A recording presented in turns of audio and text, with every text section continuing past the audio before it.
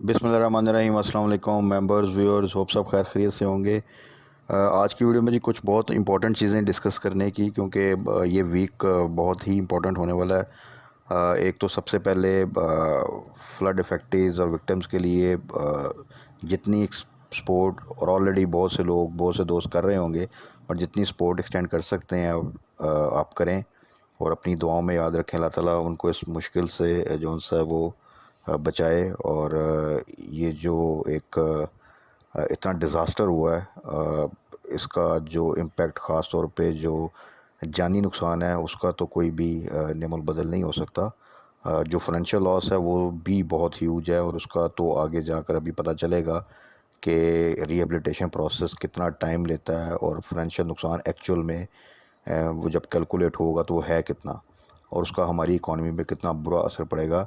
ये तमाम चीज़ें जो सी हैं वो अभी थोड़ा सा अंदाज़ा आना स्टार्ट हुआ है, तो आप सबको आइडिया हो रहा होगा कि ये कितना बड़ा डिज़ास्टर है। और अगर आप फाइनेंशियल लॉस के वाले से कहें तो ये कोविड से ज़्यादा बड़ा डिज़ास्टर है, क्योंकि कोविड में आपकी इकॉनमी थोड़ी स्लो डाउन हुई थी, बट सिलसिला चलता रहा था। उसका कुछ बेनिफिट भी हुआ एक्सपोर्ट ऑर्डर्स में, ख़ास तौर पे क्योंकि इंडिया में बहुत ज़्यादा जिसे कहते हैं कोविड की स्पाइक आई थी, तो उसका जो बेनिफिट है वो पाकिस्तान को मिल गया, ख़ास तौर पे टेक्सटाइल एक्सपोर्ट में। लेकिन ये जो फ्लड वाला डिज़ास्टर है, ये तो टोटली जो सा है वो इस वक्त बहुत बड़ा एक इशू है फाइनेंशियली भी, और सबसे बढ़ के जो जानी नुकसान हुआ है लोगों का, आवाम का।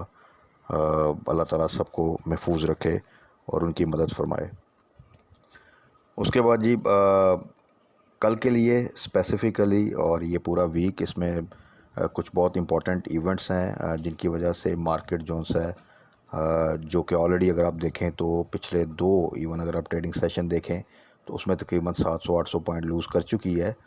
और कुछ सेक्टर्स उनको डिस्कस करते हैं जो कि हम हमेशा बात करते हैं, तो वो सेक्टर्स काफ़ी हद तक उन्होंने अपनी प्राइसेस में, जो हम स्टॉक्स डिस्कस करते हैं, अगर आप देखें तो 700 नेगेटिव में भी अपनी प्राइस को काफ़ी हद तक मेंटेन किया।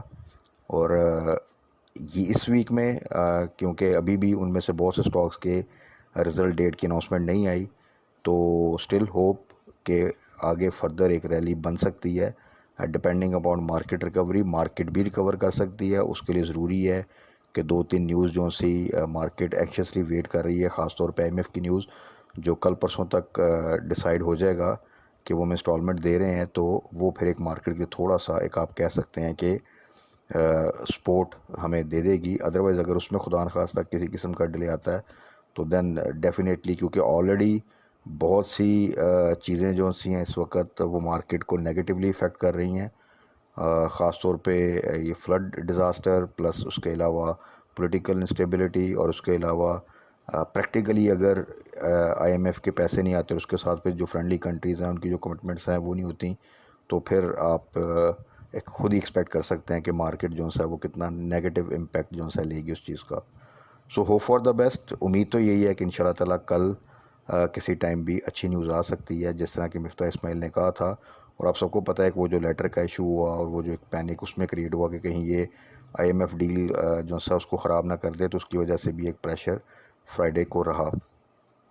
तो कल के लिए अब जो ज़्यादा डिपेंडेंसी है वो आईएमएफ की न्यूज़ के ऊपर ही है, क्योंकि वो इस वक्त मेन फोकस में आ गई है। और ख़ास तौर पे आपको पता चल रहा होगा कि इनिशियल फिगर्स 8-9 बिलियन डॉलर का जो इस वक्त नुकसान हुआ है पाकिस्तान को ड्यू टू दीज फ्लड्स, वो आप सबको ही पता होगा। तो वो एक अच्छा खासा फाइनेंशियल लॉस है उस वक्त पाकिस्तान के लिए, जब पाकिस्तान ऑलरेडी जो है वो अच्छे खासे इकनॉमिक क्राइसिस से गुज़र रहा है। तो ऐसी सिचुएशन में अगेन बड़े ही केयरफुली ट्रेड करना है, स्टॉप लॉस को कभी भी मिस नहीं करना, और एक्साइटमेंट में कभी भी हाई साइड पे एंट्री नहीं लेनी। बहुत से दोस्त मुझसे पूछते हैं जब कोई स्टॉक में एक रैली बनती है और जब वो 10-15% का गेन कर लेता है या एक आधा कैप लग जाता है उसमें कि जी अब एंट्री लें, तो मैं हमेशा ये सजेस्ट करता हूँ और आपको हर वीडियो में बताता हूँ कि एंट्री लेवल एक्चुअल वही है जहाँ पे हमने एंट्री ली थी। हाँ, किसी में अब क्योंकि एक अच्छा खासा गेन मिल चुका है, तो कुछ लेवल्स फिर ऐसे आते हैं जहाँ पे मैं अगेन मेंशन कर देता हूँ कि हाँ, वो आप इस लेवल पे आता है तो वहाँ पे फिर उसमें एंट्री ले सकते हैं। अदरवाइज़ हाई साइड पे आप एंट्री लेंगे, जितना मर्ज़ी अच्छा स्टॉक है, जब मार्केट वॉलेटाइल है, न्यूज़ ख़राब आ रही हैं और कोई सिचुएशन आती है इसमें मार्केट डिप लेती है, तो फिर अच्छे स्टॉक में भी आप स्टक हो जाएंगे। So better to avoid this strategy. जब तक कि मार्केट प्रॉपर स्टेबलाइज नहीं होती, आप हमेशा लो साइड पे बाय करें और एक्साइटमेंट में कभी भी हाई साइड पे बाय ना करें। तो बाकी थोड़ा सा क्विकली डिस्कस कर लेते हैं, क्योंकि फिर वीडियो काफ़ी लंबी हो जाती है। जितने मैक्सिमम सेक्टर्स को आज हम देख सकते हैं, उनको थोड़ा सा क्विकली देख सकते हैं कि इस वीक के लिए हमारी क्या स्ट्रेटजी होनी चाहिए। उसमें ख़ास तौर पे टेक्नोलॉजी, रिफाइनरी, मैं बार बार कह रहा हूँ, ऑयल एंड गैस सेक्टर, इनको फोकस कर लें। उसमें कुछ फूड सेक्टर के भी स्टॉक्स हैं, उनको भी, और कुछ और स्टॉक्स हैं डिफरेंट सेक्टर से। इनको अगर आप सिर्फ इन्हीं में फोकस कर लें तो मेरा ख्याल है कि अच्छा गेन हो जाएगा। प्लस कोई और न्यूज़ आती है, किसी का बहुत अच्छा रिजल्ट आता है, उसमें पोटेंशियल होता है, तो वो भी हम टाइम टू टाइम डिस्कस साथ कर लेते हैं। तो सबसे पहले स्टॉक्स में अगर हम डिस्कस कर लें तो उसमें टेक्नोलॉजी सेक्टर, इसको हमेशा मैंने फ़र्स्ट प्रायोरिटी पे रखा है और बार बार आपको मेंशन भी करता रहा हूँ। टेक्नोलॉजी सेक्टर के स्टॉक्स में अगर आप देखें अभी भी, तो जो एक गेन आया था सब में, तो रिसेंट वीक में जो सी एक मार्केट ने डिप भी लिया है, और इवन पिछले 2 दिन में जैसा कि मैंने कहा कि तकरीबन 700-800 पॉइंट जो सा मार्केट ड्रॉप कर गई। उसके बावजूद बहुत से स्टॉक्स ऐसे हैं जो कि टेक्नोलॉजी सेक्टर के, जिन्होंने बड़ा ही माइनर सा डिप लिया है और अपनी प्राइस को अच्छे तरीके से होल्ड किया। तो इट मींस कि इसमें स्टिल पोटेंशियल है, और जैसे ही थोड़ी सी मार्केट में बेहतरी आएगी तो फर्दर रैली आप इनमें देख सकते हैं। तो उसमें सबसे पहले तो डिस्कस कर लेते हैं सिस्टम्स को। सिस्टम का रिज़ल्ट आया, पे आउट एज सच एक्सपेक्टेड नहीं था। आ जाता तो शायद ये फिर कैप की तरफ चला जाता, और रिज़ल्ट आल्दो के ईपीएस अगर आप देखें तो डबल तकरीबन ईपीएस हो गई थी। बट आप सब ये जानते हैं कि जब रिज़ल्ट अनाउंसमेंट होती है तो अगर अच्छा पे आउट ना हो, रिज़ल्ट जितना मर्ज़ी आउटस्टैंडिंग हो, उस दिन स्टॉक थोड़ा सा प्रेशर लेता है, स्पेसिफिकली जब मार्केट भी वॉलेटाइल हो। और वही सिस्टम के साथ हुआ। आल्दो के system again in a long run is a very good stock. तो सिस्टम में वही स्ट्रेटजी, 370 का स्टॉप लॉस रखें, जो कि ऑलरेडी आपको, अगर आप ने 330 पे भी एंट्री ली है तो भी आप देखें कि तकरीबन 40 रुपीज़ का गेन है। तो 370 का स्टॉप लॉस रख के होल्ड करें।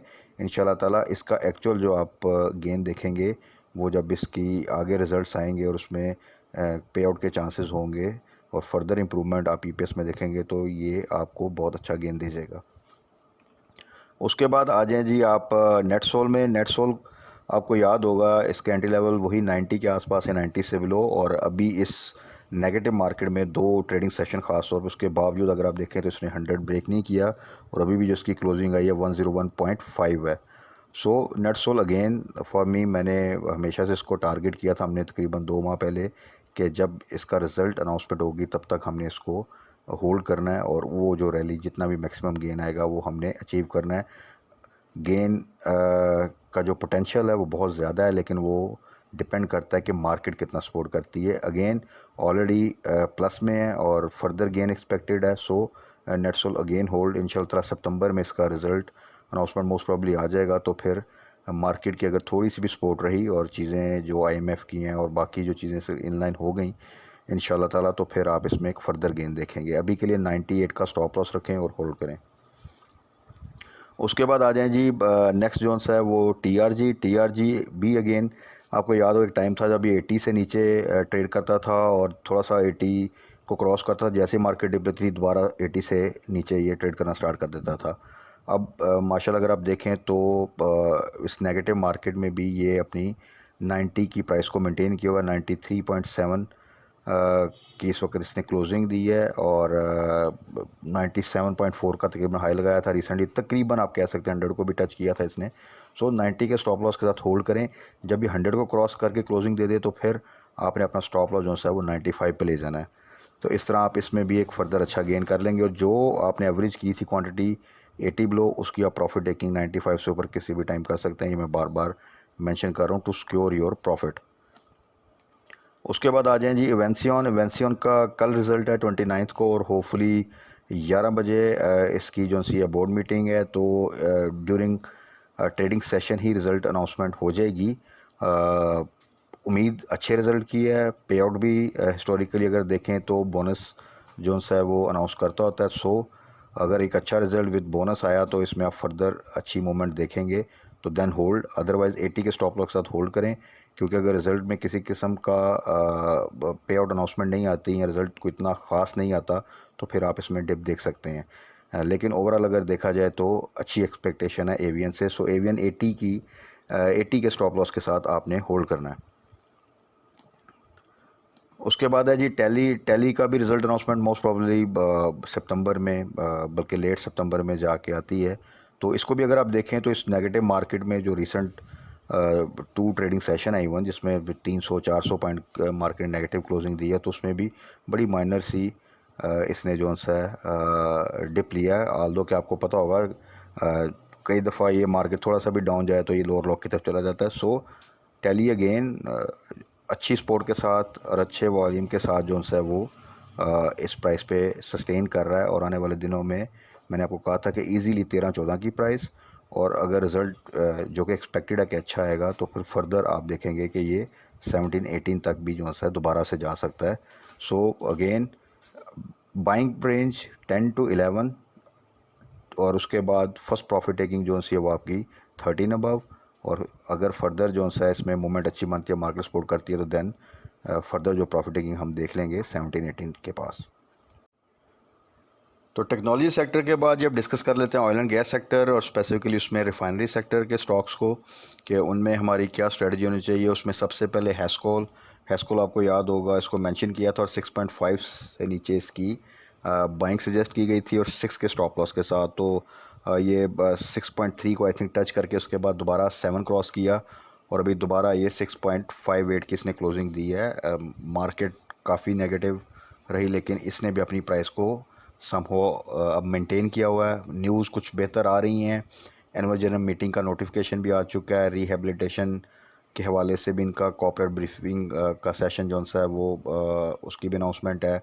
सो आने वाले दिनों में अगर प्रॉपरली ये कंप्लाई करता है और डिफ़ॉल्टर काउंटर से निकल आता है जिसके के चांसेस हैं, तो फिर इसमें एक फ़र्दर आप अपसाइड मूवमेंट देख सकते हैं।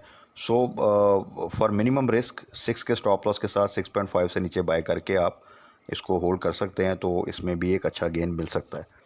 वॉल्यूम्स भी बहुत अच्छे लग रहे हैं, आप देख रहे होंगे रिसेंट वीक से 1-2 हफ़्तों से, तो इसलिए इसको आप कंसिडर कर सकते हैं। उसके बाद आ जाए जी रिफ़ाइनरी में PRL भी अगर आप देखें तो इसने जो इस वक्त है वो 19 प्लस की क्लोजिंग दी है, बावजूद इसके कि मार्केट जोन्स है उसने तकरीबन 450 पॉइंट की नेगेटिव क्लोजिंग दी थी। तो PRL में पोटेंशियल है, अगेन अच्छी न्यूज़ है, बेहतरीन रिज़ल्ट आया था। सो अगर तमाम एक्सपेक्ट को नज़र में रखा जाए और उसकी प्राइस को देखा जाए तो इंशाल्लाह ताला आने वाले दिनों में इसमें बहुत अच्छा गेन एक्सपेक्टेड है। तो इसको अगेन 18 की स्टॉप लॉस के साथ आप होल्ड करें, और जैसे ये 20 क्रॉस करके 20 से ऊपर की क्लोजिंग दे तो अपना स्टॉप लॉस 19 पे ले आएँ, और फिर फर्दर हम डिस्कस कर लेंगे according to the market situation कि हमने 20 प्लस पे कहाँ पे जाके प्रॉफिट टेकिंग करनी है। इसी तरह अटक रिफाइनरी, उसको भी अगर आप देखें तो वो 160 की प्राइस को ब्रेक नहीं कर रहा। मार्केट अगर नेगेटिव भी जाती है तो वो जोन सा है अपनी प्राइस को मेंटेन करता है। जैसे ही थोड़ी सी सपोर्ट मिलती है तो उसमें आप देखेंगे तो पॉजिटिविटी आती है। सो अटक रिफाइनरी भी अगेन जो हमारी बाइंग प्राइस थी जो एक्चुअल वो 140 बिलो थी, तो वहाँ से अगर देखा जाए तो अच्छा प्रॉफिट है, और इसको भी आप फर्दर होल्ड करें तो इंशाल्लाह ताला आने वाले दिनों में एक्स होने से पहले ये ज़रूर जो सा है 170 क्रॉस करके इवन आपको 180 तक भी नज़र आ सकता है।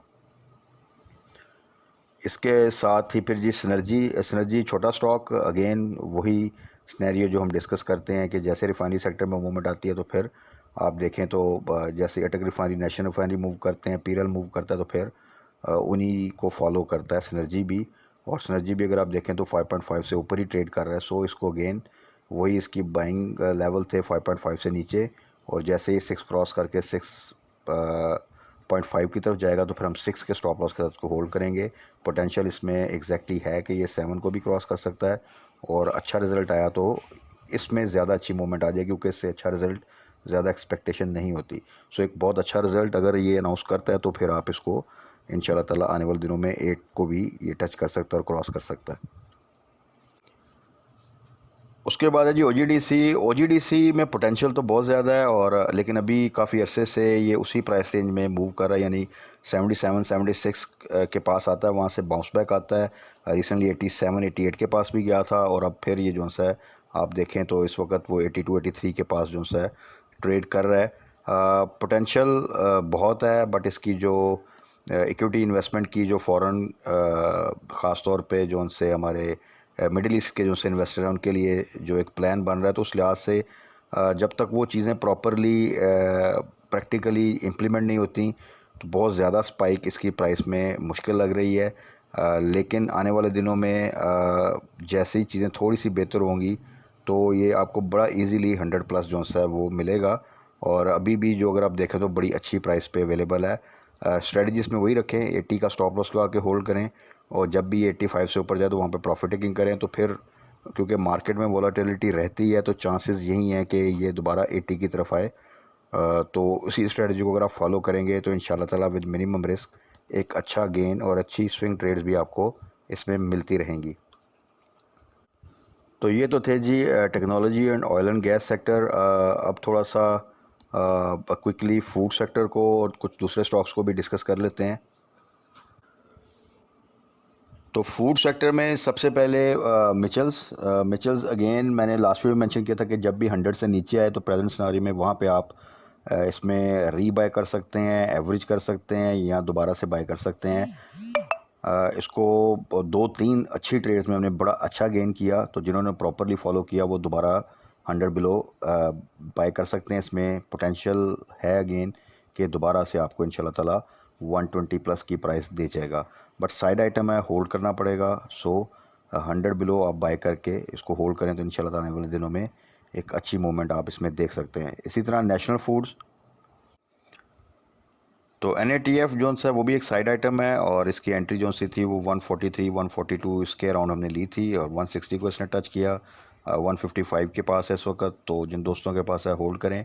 रिज़ल्ट अनाउंसमेंट इसकी अभी उसकी डेट अनाउंस नहीं हुई, सो रिज़ल्ट तक हमने होल्ड करना है। हिस्टोरिकली बोनस देता है ये एवरी ईयर। सो रिज़ल्ट्स अनाउंसमेंट से पहले बड़ी उम्मीद है कि ये इंशाल्लाह ताला आपको बड़ा इजीली 170 प्लस इवन 180 प्लस की प्राइस भी दे जाएगा। सो जिनके पास भी नेशनल फूड्स है वो इसको होल्ड करें। हाई साइड पे 160 के पास जाके मैं सजेस्ट नहीं करूँगा कि आप जाके बाय करें, बाइंग लेवल वही था, जिनके पास है वो होल्ड करें।